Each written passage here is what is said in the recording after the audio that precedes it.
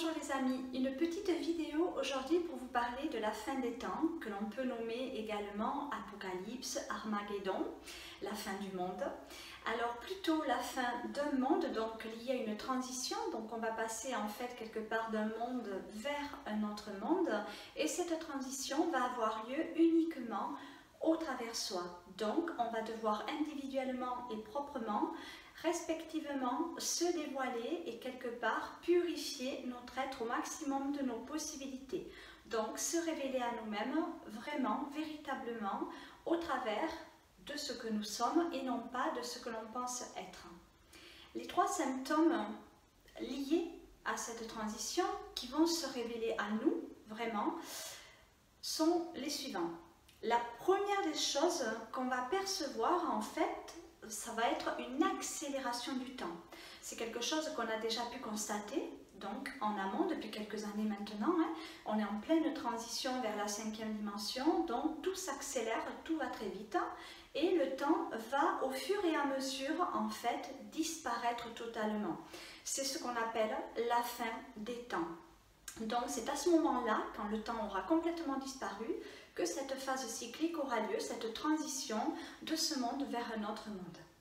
La deuxième symptomatique n'est autre que notre révélation et notre clairvoyance, c'est-à-dire qu'en fait on va bénéficier à ce jour de plus de clairvoyance au travers soi pour parfaire notre propre être, notre propre être-té qui doit se révéler au travers nous à ce jour. Donc on doit absolument réguler tous nos travers, donc on bénéficie de plus de clarté. C'est comme si tout se dévoilait en fait à nous en ce moment. Il n'y a plus entre guillemets de faux semblants, hormis pour les entités qui restent encore un petit peu ensevelies au travers de ce système endoctrinien. Donc il faut absolument garder son esprit ouvert, mais ouvert envers soi-même, vraiment. Donc aller regarder les choses avec clarté, le plus de lucidité que possible, mais vraiment en se recentrant dans le cœur.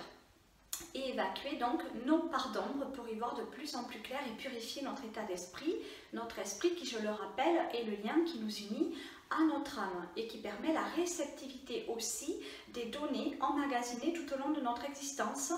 Donc on fait le lien à notre âme par l'esprit. C'est comme un fil conducteur en fait, qui nous réunit et qui nous permet d'accéder à de multiples possibilités.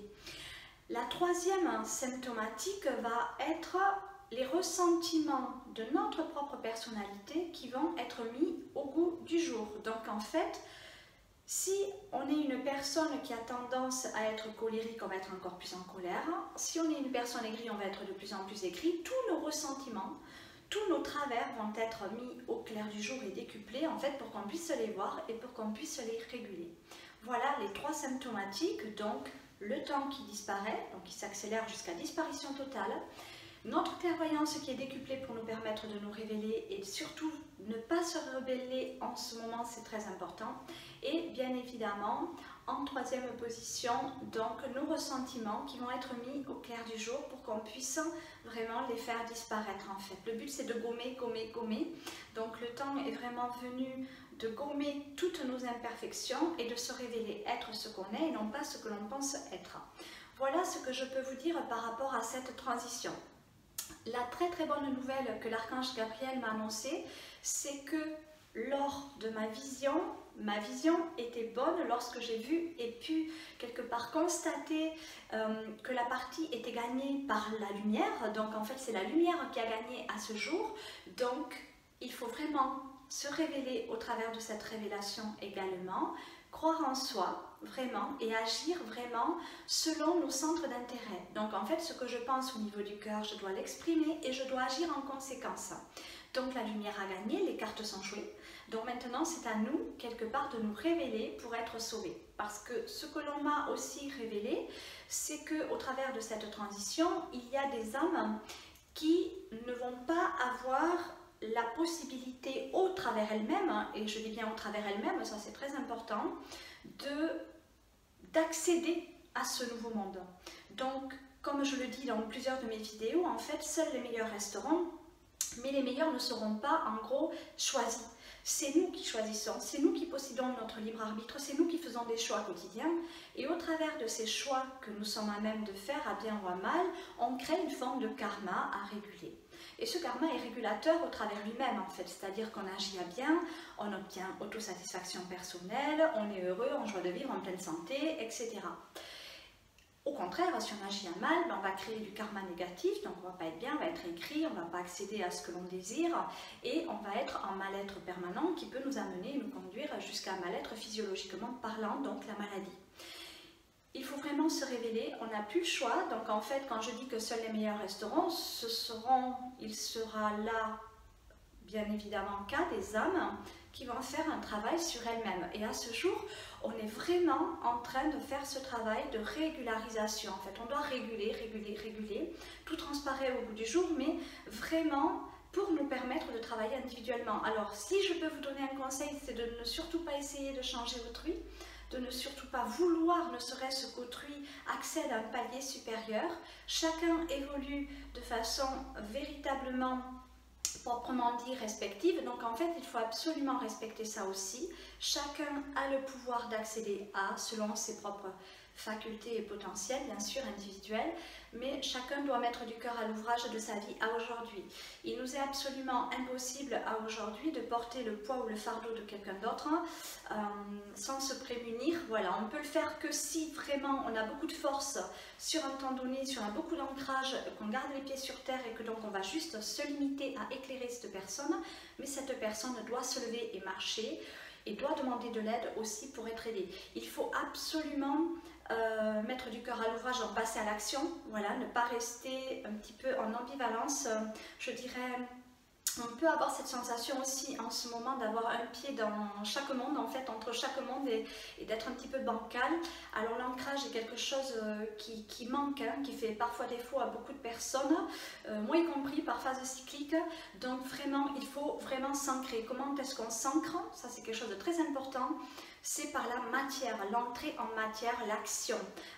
Vraiment passer à l'action. Et c'est pas faire des choses incroyables, c'est vraiment juste faire ne serait-ce que des activités quotidiennes qui vont nous plaire, surtout faire des choses qui nous plaisent pour réguler aussi nos travers. Il faut absolument aller vers du bien-être, de la positive attitude, et pour ça, en fait, il faut aussi être dans une harmonie, une ambiance qui va nous complaire et non pas nous déplaire. Donc faire des choses qu'on aime, marcher en conscience, mais marcher en ayant conscience qu'on a bien les pieds sur terre. Ça va être faire une activité physique, par exemple du jardinage, ça c'est top, mais pas que, ça peut être aussi, je vais même planter des fleurs, ça c'est très bien, être aux petits soins des végétaux, vraiment avoir une vie terrestre, une vision terrestre, des choses aussi, voilà, investir notre esprit vraiment, et toute la réceptivité qu'on peut recevoir en canal de notre âme, quand on s'éveille en conscience, c'est aussi ramener tout cela sur terre et agir, aider notre prochain, mais l'éclairer, l'éclairer, l'éclairer, bien sûr, pour lui permettre à lui aussi, quelque part, d'être en action au travers lui et de réguler ses propres travers. Et on peut aussi pratiquer, bien sûr, des activités physiques, voilà, mais faire des choses, en fait, matérielles liées à notre incarnation. C'est ça l'ancrage, hein. C'est pas être connecté spécialement en conscience à quelqu'un ou quelque chose, c'est vraiment agir. C'est passer à l'action au travers de notre corps physique lié au chakra racine. C'est vraiment l'action qui nous permet l'ancrage.